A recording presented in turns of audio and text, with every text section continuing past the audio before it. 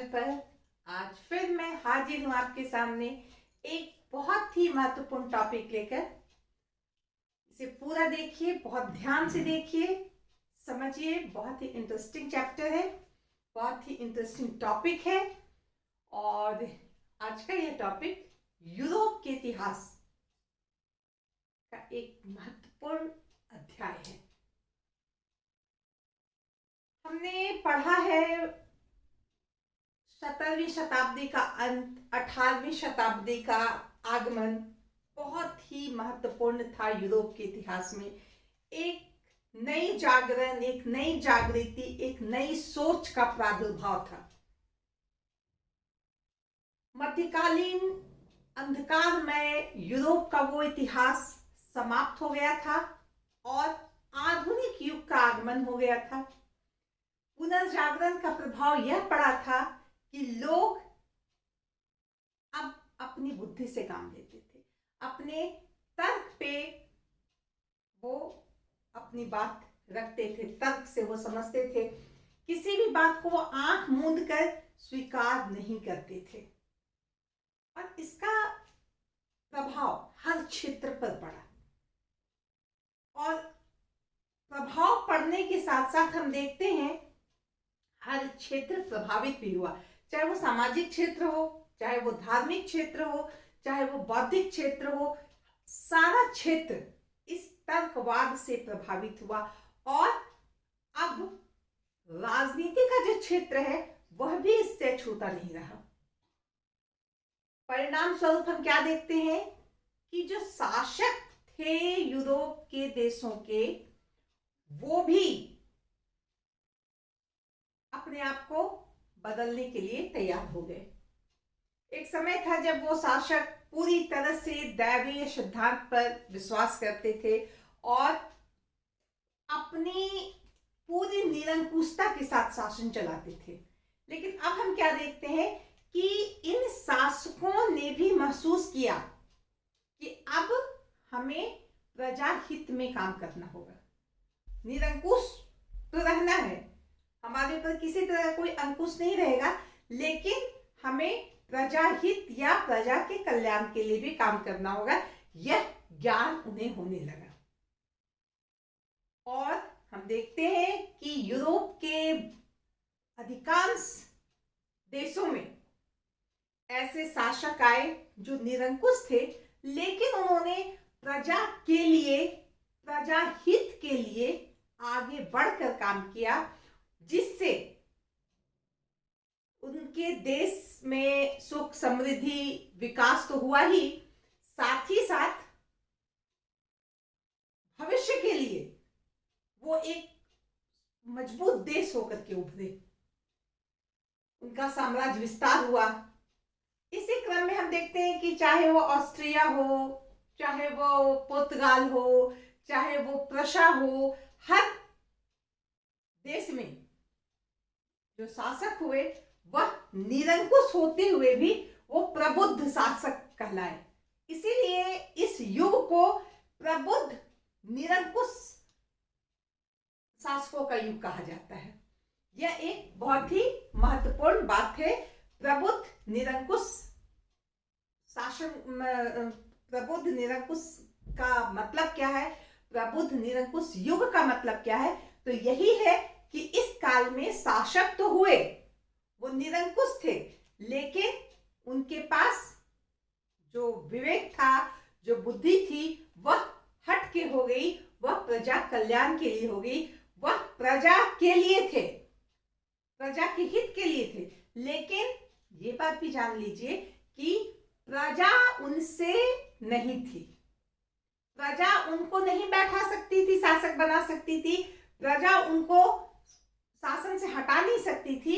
इसलिए निरंकुश वो थे, ये अलग बात है कि उन्होंने प्रजा हित का ख्याल रखा। तो इस क्रम में हर देश में शासक हुए और उन्होंने अपने राज्य को एक मजबूती प्रदान की, एक सुदृढ़ता प्रदान की। इसी क्रम में हम देखते हैं कि प्रशा में फ्रेडरिक महान एक शासक बने। इन्होंने प्रशा को मजबूत बनाया और सवाल आता है अक्सर कि प्रशा में फ्रेडरिक महान की क्या उपलब्धि थी, या फ्रेडरिक महान की उपलब्धि क्या है, या निरंकुश प्रबुद्ध निरंकुश युग में प्रशा में फ्रेडरिक महान ने क्या किया। तो इस तरह के बहुत सारे सवाल आते हैं जिससे हम यह कह सकते हैं कि प्रशा में एक शासक हुआ फ्रेडरिक महान, वह बहुत महान शासक हुआ जिसने कुछ ऐसे काम किए जो इतिहास में अमर है, इतिहास में उनका नाम लिया जाता है कि उन्होंने क्या किया। तो इस क्रम में हम क्या देखते हैं कि फ्रेडरिक महान को पहले याद रखेंगे कि फ्रेडरिक महान को फ्रेडरिक सेकंड या फ्रेडरिक द्वितीय भी कहते हैं। फ्रेडरिक द्वितीय ने क्या काम किया, क्योंकि हम देखेंगे इससे पहले जो शासक हुए ये होहेंजोल्डेन वंश के थे। ये बात याद रखिएगा कि प्रशा का जो शासक था वह होहेंजोल्डेन वंश का था। और सबसे पहले हम देखेंगे कि 1640 में हम देखेंगे कि फ्रेडरिक विलियम एक शासक बना, और ये शासक जो है इसे कौन बनाया, इसे पवित्र रोमन चर्च के द्वारा इसको शासक बनाया गया, इसको मान्यता दी गई। उस समय प्रशा एक छोटा सा देश था, ब्रेडेनबर्ग, और धीरे धीरे हम देखते हैं कि बहुत सारे शासक आए जिसमें फ्रेडरिक विलियम पहला जो था उसने भी अपने स्तर से प्रशा को मजबूत करने की कोशिश की, क्योंकि हम देखते हैं कि यूरोप में 30 वर्षों का एक युद्ध चल रहा था, उससे हर देश की स्थिति खराब हो गई थी, यहाँ की स्थिति भी खराब हो गई थी। तो ऐसी स्थिति में अपने देश को मजबूत करना ये इनका काम था। तो अगर कहा जाए तो जो सुधार या प्रशा के विकास की नींव है वह फ्रेडरिक विलियम ने रखी, जिनका कार्यकाल 1640 ईस्वी से 1688 ईस्वी तक था। उसके बाद कहेंगे फ्रेडरिक थर्ड, ये भी एक अच्छे शासक थे, इन्होंने भी काम किया, लेकिन इनका शासनकाल कोई वैसा नहीं था कि जिसमें कहा जा सके कि बहुत उपलब्धि उन्होंने हासिल की। ये 1688 से 1713 तक रहे शासक, और उसके बाद फ्रेडरिक विलियम रहे जो 1713 से 1740 तक शासक रहे, और ये कौन थे, फ्रेडरिक सेकंड के पिता थे। फ्रेडरिक महान के पिता का नाम क्या था, फ्रेडरिक विलियम फर्स्ट। इन्होंने भी प्रशा के लिए बहुत अच्छा काम किया। सबसे पहले हम बात करें प्रजाहित के लिए, जिस समय किसानों को की स्थिति बहुत खराब हो गई थी, युद्ध के कारण किसान भी पस्त थे, उन्होंने जो ऋण था उसको माफ किया। उन्होंने भूमि को उपजाऊ बनाने के लिए या कृषि योग्य भूमि बनाने के लिए बहुत काम किया। उन्होंने व्यापार उद्योग को बढ़ावा देने के लिए बहुत काम किया। इस तरह हम देखते हैं कि सेना के क्षेत्र में इन्होंने बहुत सुधार किया। जिस समय सेना की संख्या वहां 38,000 थी, उस समय इन्होंने अपने सेना के प्रति जो इनको सुधार की जो आकांक्षा थी, जो इच्छा थी, उसे उसने बढ़ाकर 80,000 कर दिया। और सेना के प्रति वो बहुत ही अलर्ट रहते थे कि सेना में किसी तरह की सेना को कमी नहीं होनी चाहिए, उसके सुख सुविधा या किसी भी तरह की उन्हें कमी नहीं होनी चाहिए। उनको वैसे ट्रेनिंग दी जाती थी, और वो समय था जब उसके पास एक बड़ी सेना हो गई। ये एक बहुत अच्छी बात थी। उन्होंने अनुशासन के साथ साथ राष्ट्रभक्ति का भी पाठ उन्हें पढ़ाया।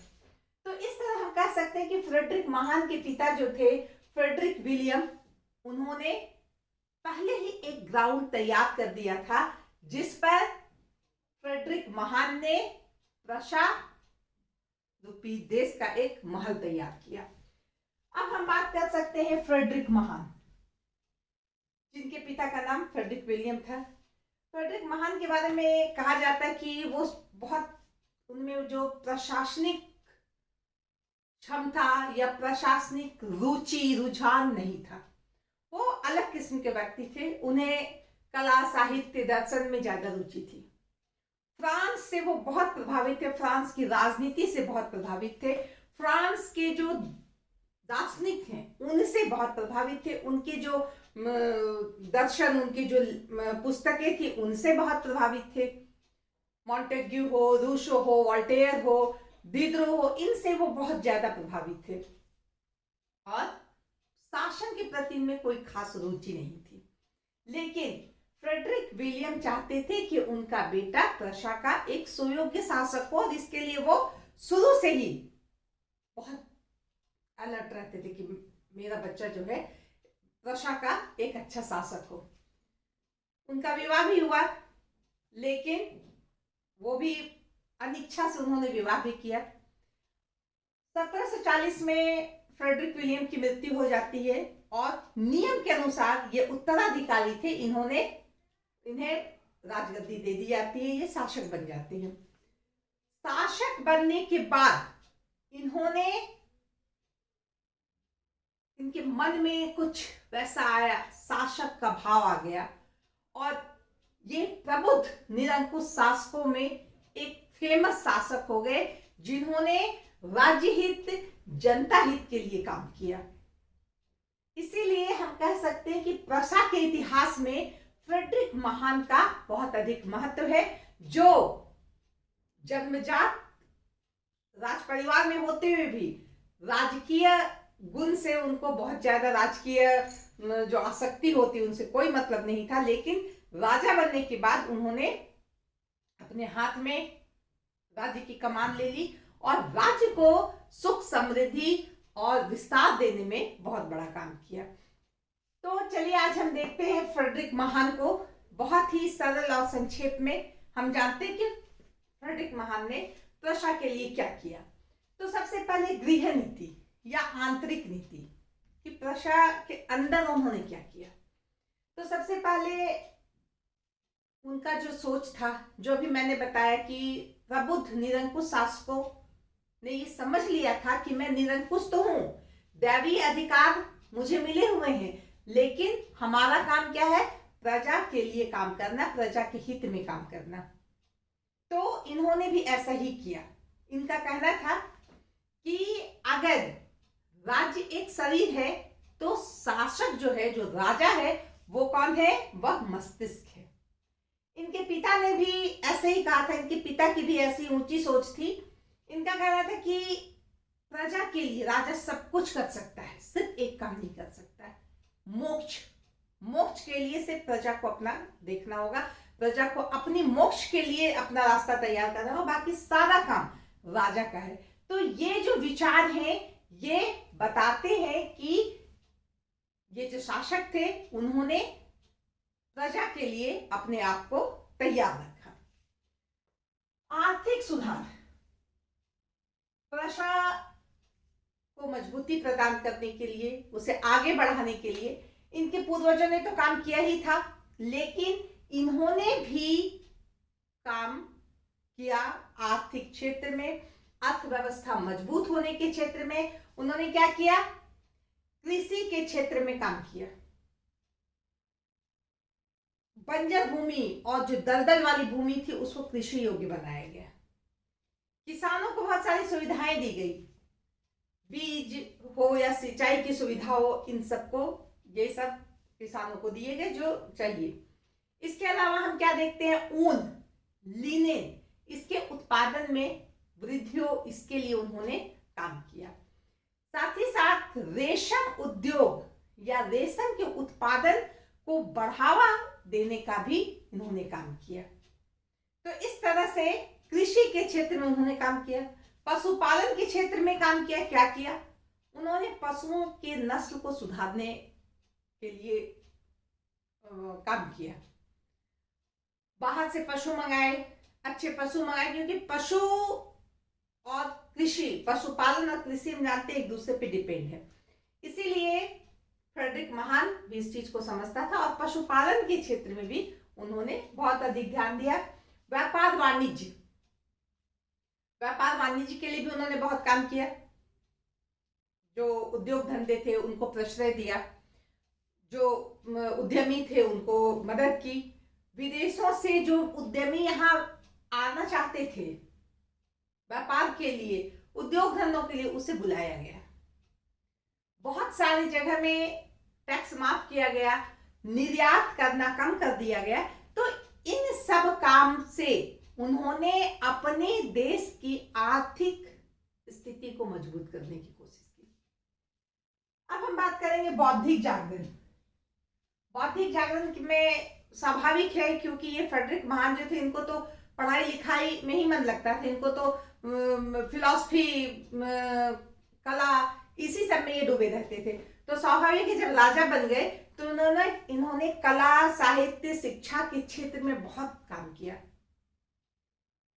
ये फ्रांस से बहुत प्रभावित थे। फ्रांस के दर्शन, फ्रांस की शिक्षा सबसे बहुत प्रभावित थे। इन्होंने उच्च शिक्षा, प्राथमिक शिक्षा से लेकर उच्च शिक्षा तक के क्षेत्र में सुधार करने की कोशिश की। फ्रांस से विद्वानों को बुलाया, फ्रांस की शिक्षा पद्धति को अपनाया, और जो फ्रांसीसी लेखक हैं, फ्रांसीसी दार्शनिक हैं, उनके विचारों को यहाँ पर फैलाया, उनके पुस्तकों को यहाँ पे लाया गया, उनकी प्रति यहाँ छपवाई गई।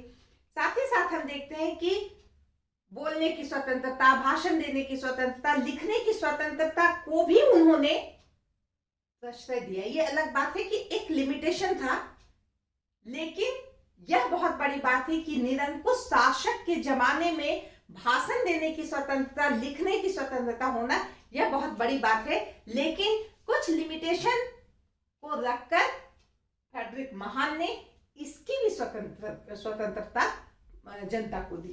तो ये एक बहुत बड़ा उपकार था, यह एक बहुत बड़ी बात थी उस युग के लिए। सेना में सुधार, जैसा कि हमने बताया कि फ्रेडरिक विलियम सेना की मजबूती पर बहुत विश्वास रखता था। उन्होंने बहुत काम किया था। उन्होंने 80,000 की संख्या तक अपनी सेना को बढ़ा दी थी। उस 80,000 को फ्रेडरिक महान ने 2 लाख बना दिया। बहुत सारे नए सैनिकों की नियुक्ति की, सैनिकों को सही ट्रेनिंग देना, उन्हें सही सुविधा देना, ताकि अपना देश मजबूत रहे, बाहर वाले डरे हमारी सेना को देखकर, हम चाहें तो दूसरे पे आक्रमण कर सकें। उस समय के लिए अगर हम कहें तो फ्रांस और ऑस्ट्रिया की सेना बहुत बड़ी मानी जाती थी, तो प्रसा की सेना भी कोई कम नहीं थी। अब हम बात करते हैं कि न्याय क्षेत्र में सुधार। इनका जो राज्य था वो न्याय के मामले में न्यायिक राज्य कहा जा सकता है उसको, क्योंकि न्याय के क्षेत्र में फ्रेडरिक महान ने क्या काम किया? सबसे पहले कानूनों को संकलित किया। नियम कानून को संकलित करना बहुत बड़ा काम था। न्यायाधीशों की नियुक्ति करना, न्यायाधीशों के लिए कानून बनाना, उन्हें उनके कर्तव्य की जानकारी देना, साथ ही साथ इस बात का ध्यान रखना कि न्यायाधीश गलत ऑर्डर ना दे दें, ऐसा ऑर्डर ना दे दें कि निरपराध को सजा मिल जाए। अगर ऐसा हो जाए तो न्यायाधीश को दंड मिलेगा। साथ ही साथ कानून व्यवस्था जो है वह सरल हो गई। साथ ही साथ कानून व्यवस्था में यह बहुत बड़ी बात लाई गई कि सबके लिए कानून एक समान हो गया। ऐसा नहीं कि राज परिवार का आदमी है उसके लिए दूसरा कानून, आम जनता उसके लिए दूसरा कानून, ऐसी बात नहीं है। कानून सबके लिए बराबर हो गया। ये एक बहुत बड़ी बात थी, इसीलिए इनके राज्य को न्यायिक राज्य भी कहा जा सकता है। धार्मिक क्षेत्र में सुधार, धार्मिक क्षेत्र में भी सुधार पीछे के जितने पूर्वज शासक थे उन्होंने भी किया था, इन्होंने भी किया। इन्हें प्रोटेस्टेंट धर्म में बहुत ज्यादा रुझान उसके प्रति नहीं था, फिर भी उन्होंने धार्मिक सहिष्णुता की नीति को अपनाते हुए प्रोटेस्टेंट और कैथोलिक दोनों को बराबर महत्व दिया, मान्यता दिया। साथ ही साथ हम कह सकते हैं कि उन्होंने कहा कि अगर तुर्क से मुस्लिम हमारे यहाँ आना चाहते हैं व्यापार के उद्देश्य से, उद्योग व्यापार किसी उद्देश्य से आना चाहते हैं तो वो आए, उनके लिए मैं मस्जिद भी बनवा दूंगा। यह बताता है कि उनमें किसी भी धर्म के प्रति उनके मन में दुर्भाव नहीं था, लेकिन यहूदी धर्म के प्रति वो उतने उदार नहीं थे। उसके लिए बहुत सारे नियम कानून थे। किसी यहूदी को आना पड़ता तो उसके लिए नियम कानून के साथ उन्हें अनुमति लेना पड़ता, तब वो यहाँ आ सकते थे। तो इस तरह धार्मिक सहिष्णुता थी उनके राज्य में, ताकि उसका परिणाम यह निकला कि उनका जो राज्य है वह किसी तरह के मनमुटाव, किसी तरह के भेदभाव से दूर रहा।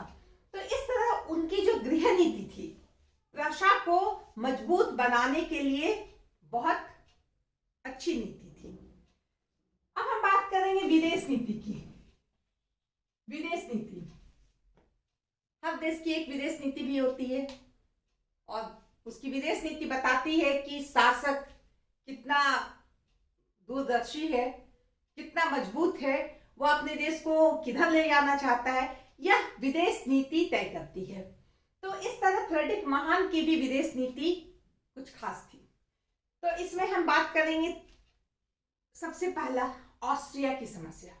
ऑस्ट्रेलिया में हम देखते हैं कि चार्ल्स फिफ्थ के मरने के बाद उनकी बेटी मारिया थेरेजा उत्तराधिकारी बनी थी। उसे ही राजा बनाने का था, क्योंकि वो उनका पुत्र नहीं था, तो उनकी पुत्री ही शासिका बनती। इस बात को लेकर बहुत सारे राज्य, बहुत सारे अगल बगल के देश, इनके पेट में दर्द होने लगा कि भाई क्यों, जब उनका राजा नहीं है, उनका बेटा नहीं है, तो उनकी बेटी को रानी नहीं बनना चाहिए। जबकि हम देखते हैं कि यहाँ एक प्रॉब्लमैटिक अध्यादेश आया था यूरोप में, जिसके तहत अगर किसी राजा का पुत्र ना हो तो उसकी पुत्री भी रानी बन सकती है, राजा बन सकती है, वो शासक के पद पे बैठ सकती है। इस पर प्रशा ने भी एक बार स्वीकार किया था, हाँ ठीक है, मैं भी इस अध्यादेश को मानता हूँ, मैं भी इसको मान्यता देता हूँ। लेकिन जब अभी बारी आई कि ऑस्ट्रिया में कोई लड़की उत्तराधिकार नहीं बनी, तो ऑस्ट्रिया जो है सो वो उल्टा चाल कर दिया कि नहीं, हम इस बात को नहीं मानते, और इसके विरोध में जो है वो सोचा कि ऑस्ट्रिया पे हमारा अधिकार हो जाए। वो फटाक से साइलेसिया पे अपना अधिकार कर लिया।